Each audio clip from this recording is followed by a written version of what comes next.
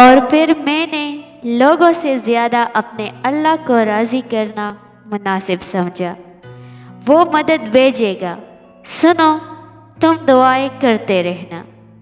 قرآن پاک پتھر دلوں کو موم کرتا ہے، ٹوٹے ہوئے دلوں کو جوڑتا ہے اور بیمار دل کی شفا کرتا ہے۔ نماز کی پابندی انسان کے مشکل وقت کو آسان کر دیتی ہے۔ سنو تمہارا رب سب سنبھال لے گا، اس پر یقین رکھو۔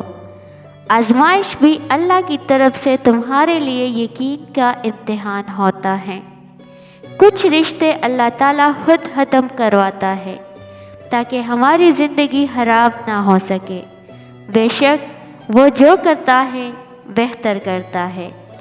کسی کی بیٹی کو جب اپنے گھر لے آئے تو یاد رکھیں کہ شادی کر کے ہی لائے ہیں، خرید کر نہیں کہ جیسا مرضی سلوک کیا جائے۔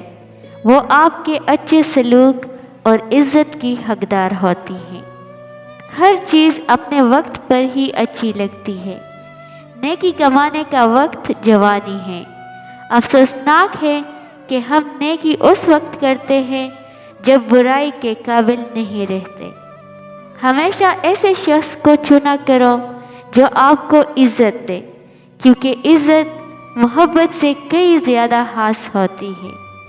درد کتنا بھی ہو، اللہ کے آگے رونے سے سکون میں بدل جاتا ہے۔